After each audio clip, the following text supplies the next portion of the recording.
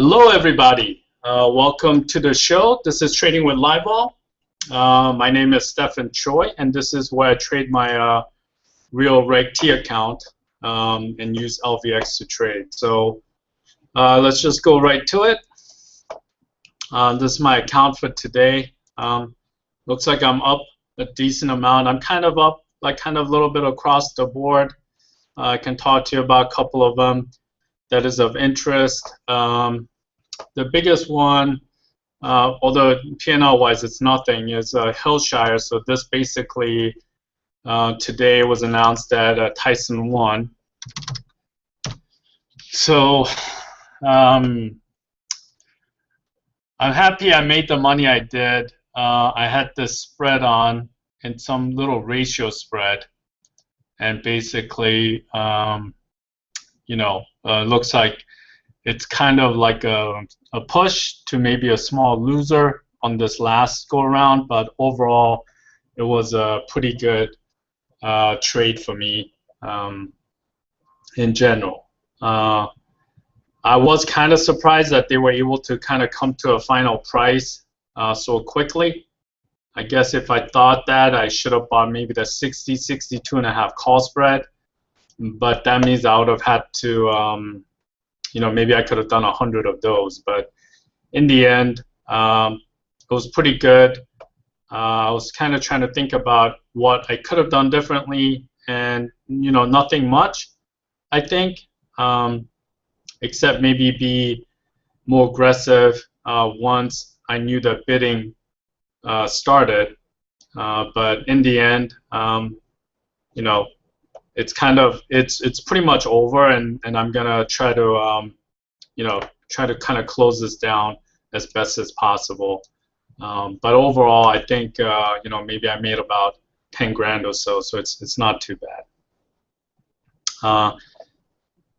Because of this, I did kind of start thinking of maybe doing more of these kind of trades, just because it's something I used to do a lot. But I didn't think you can do it with a Reg T account, so I wasn't really gonna do too much of it. But now I'm thinking maybe I could do more. I was thinking maybe I'll start maybe doing more of the MNKD. So I bought the July 10 calls here and sold the June 10.5, and I'm basically gonna roll it. So my whole thesis behind MNKD right now is I think it's going to run up into the PDUFA date on July 15th, right? So basically it's gonna kind of hang out here and then keep going higher and higher, and maybe even go up to 15 bucks before the announcement. And I am not, right now I'm not going to hold anything for the announcement. I was thinking of maybe closing it, but until that time, if I know that they're going to announce on July 15th, until then, I almost feel like I have like a semi-free shot at the upside, right? So I'm going to try to buy some calls and basically, sell a higher strike to kind of make money each week. So I'm just going to roll this each week. So this is June 13. When that runs out, I'm going to roll into June 21, no matter what the price is, right? I'm just going to keep rolling. I did think about also maybe selling some puts as well, because if it went under, maybe I might be willing to buy, right? And you can make a little extra cash. So maybe I'll do like,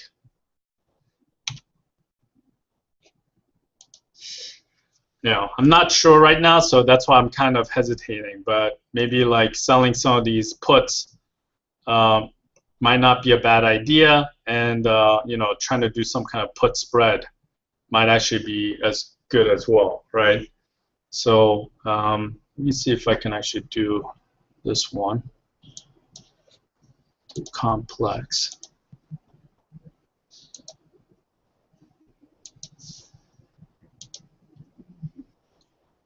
So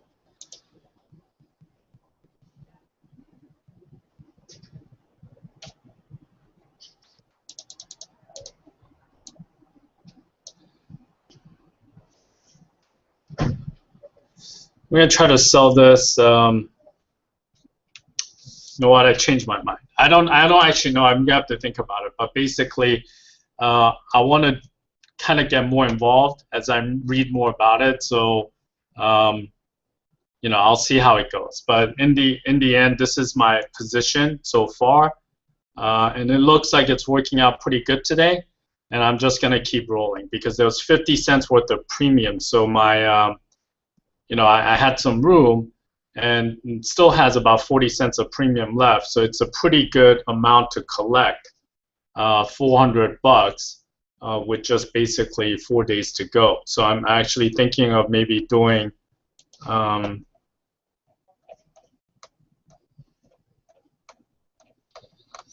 Maybe buying more of these. So another idea I had this morning was buying more of these and selling this, or maybe even selling this.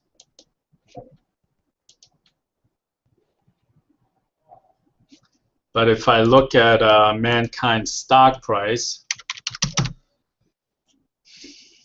you know, it might actually pull back to around $10, and that would be the ideal time to put it on, but maybe, you know, I'm not going to get a chance. So I'm actually going to, I'll see if I can get filled here. So this is the same trade I have. I'm just kind of putting another 5 lot because I like it. As you guys know, I like kind of putting bets on more as I'm winning versus more when I'm losing, which not sure if that's the best strategy, but it's kind of what I've been doing. Another stock that I was looking at is this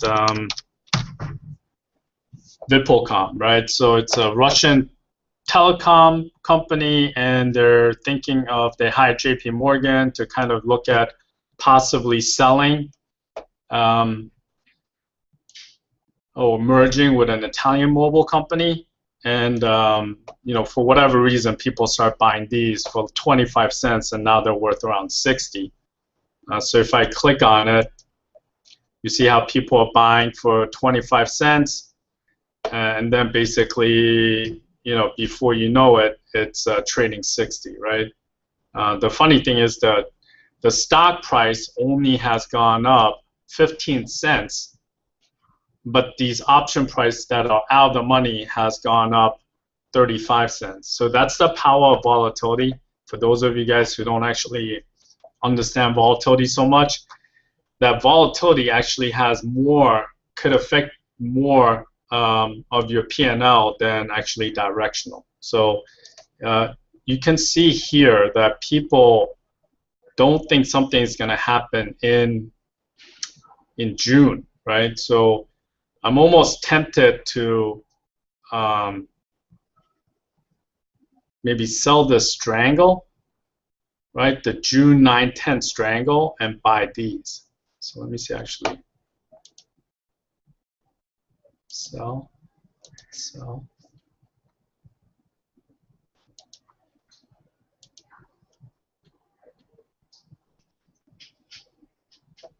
So let's see, if I sell this, let me actually look at the stock. So I just kind of thought about it as I'm talking right now. That's what I'm kind of thinking. Maybe it might be around this range. It'll probably start going up a little.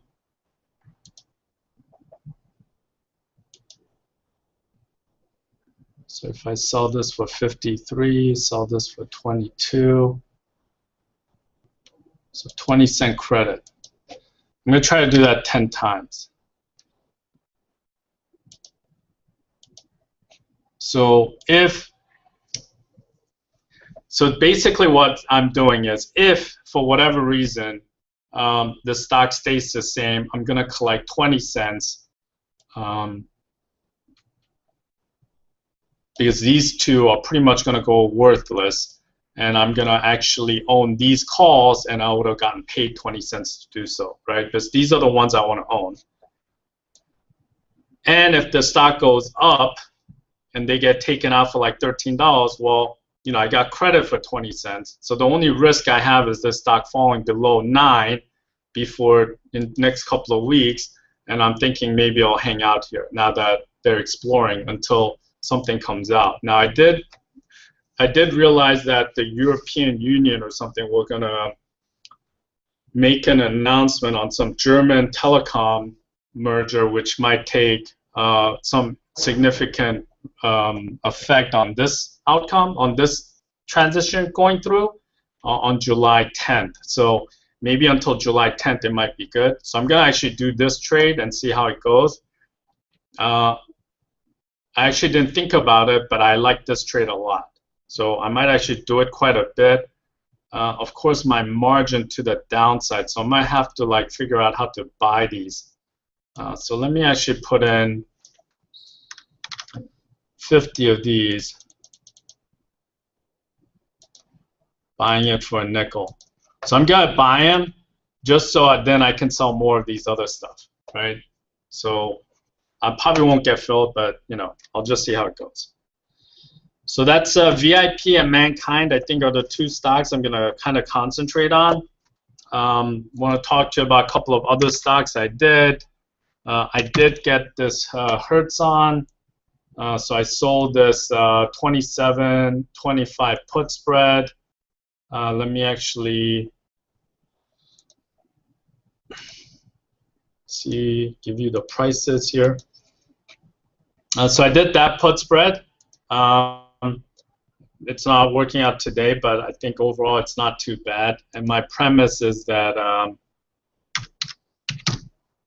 even though they had to restate it, they'll probably hang out here and eventually find some kind of support and it'll run up. It might actually be a good stock that once it starts running up to do some kind of calls on. But anyway, for now, that's my trade. Does look like a lot of people are buying these options, so maybe it wasn't that great to sell them, but it is what it is. So that's Hertz. Coach, I saw some unusual activity. Just basically people buying these puts, June 27.39 puts. Maybe they're buying it with stock. Don't know. But it was pretty interesting. I thought, it got a beat down. So basically, if you buy these puts in stock, you're essentially buying these calls. But then again, you never know. They might be just buying these puts because there's more downside. I was looking at Family Dollar just because it had such a huge spike.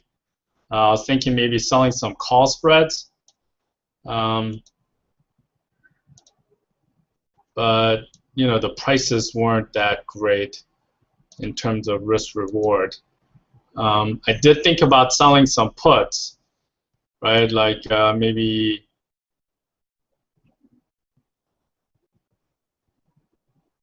let's see what this price is. 10. Maybe selling some June 65 puts, just because if he bought it and it had this spike, it probably won't go down there. But none of the prices were the main reason that didn't really appeal to me in terms of Family Dollar.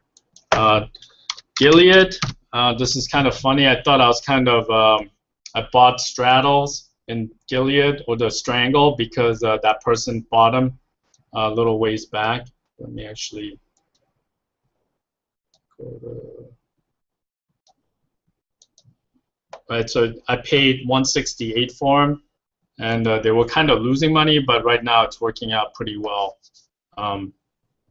So I'm thinking of maybe selling this, but I'm gonna see if it has a little more downside. So I'm gonna kind of hold it for a little bit.